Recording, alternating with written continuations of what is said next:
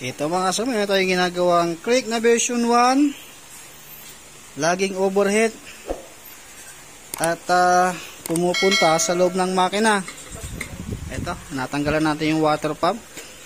At ito naman yung langis, itong tinanggal natin. Kasi lagi siya nag-overhead, lagi nag-appear. Nung tinanggal ko nga yung radiator niya mga sir, walang tumulong na kulat.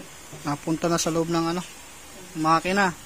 Kapag ganito, lagi nyong i-double check kung sakaling nagbabawas yung motor ninyo ng kulan at wala naman dun sa ilalim yung mga leak, i-check nyo na din kaagad yung dipstick ninyo. Kapag nakita nyo na kaagad na nagbabawas na siya or may mga ganyang kulay na, matik ipagawa nyo na, huwag nyo nang paliban pa. Baka kasi makauwi sa pagkasira ng sigunyal, black piston ring hanggang sa camshaft, hanggang doon sa valve guide. Kaya mas delikado kapag naghalo yung langis sa kayong kulan. Mas maraming sisirain. Kapag ganyan naghahalo, puntiriyahin nyo na kaagad yung water pump. Huwag nyo muna kaagad itatap overhaul na baka dun sa cylinder head gasket. Ganon yung problema. Huwag muna kayong kaagad na magpa top overhaul. Ibilan nyo na kaagad ng water pump na assembly. Makikita nyo yung water pump nya, sinyalis yan na dyan dumadaan yung coolant natin dahil yung bearing nya mga sir tuyo talagang na siya ng nahugasan siya ng tubig, kaya kalalabasan doon pumupunta. Kapag ganyan, dalawang change oil to tatlong change oil ang gagawin nyo dyan. Tapos ito, mayroon na tayong water pump. Magkano bilhin mo na ito? 1.3. Kung gusto nyo din makatipid mga sir, merong nabibiling isang side lang nito, isang pisngi lang. Nasa 1,050 yata yun. Pagkakaalam ko, dating 900 dyan eh. Siyempre tumaas yung mga presyo ngayon. Nasa 1,050. Kasi ito, pero yung kunin lang yung isa. May nabibiling ganun. Kasi ang total na nasisira dyan, yung ito mismo lang. Yung dito hindi nasisira. Pagbutas lang, saan lang kayo magpapalit ng ganun.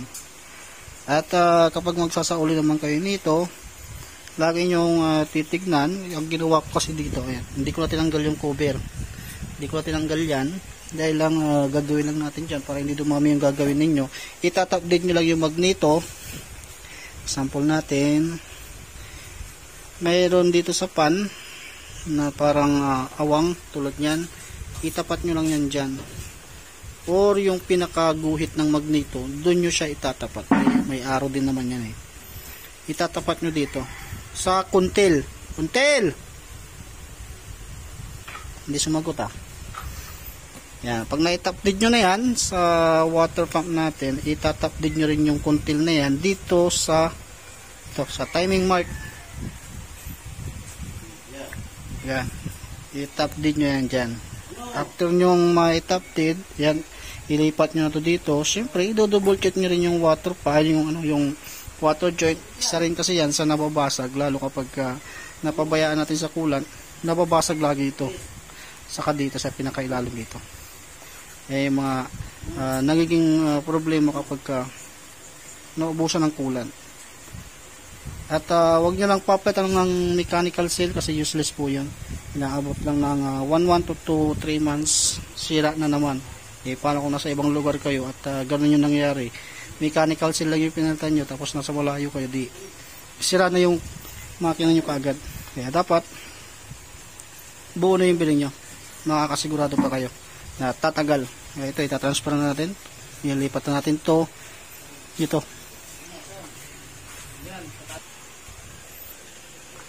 Ito na mga sunod, lagyan natin yung bago nating water pump at totally hindi mahirap magpalit niyan. Madali lang yan, basta alam mo lang yung gagawin mo, mapapadali ka dyan. Tapos sa langis naman dapat 3 to 4 na beses dapat ang pagpapalit mo ng oil para siguradong tanggal na tanggal yung tubig-tubig. Yan yung pinagpalitan natin. Kaya ipabalik ko muna yung water pump, obserbahan natin kung magbabawas pa rin yung kanyang reserve o yung coolant. Kasi isa lang yung oil na nadala niya. Kaya siya na lang daw yung mag-change oil.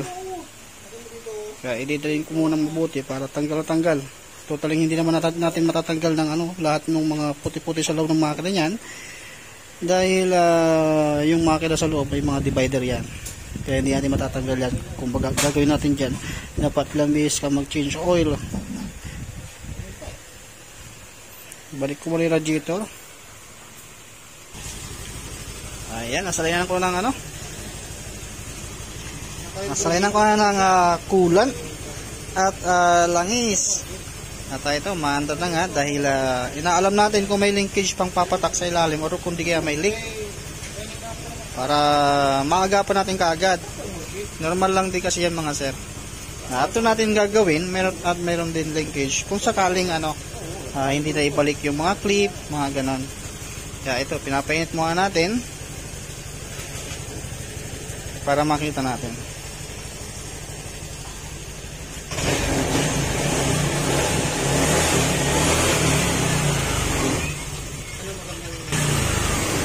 Okay, bali ayan, wala naman natong linkage mga sir.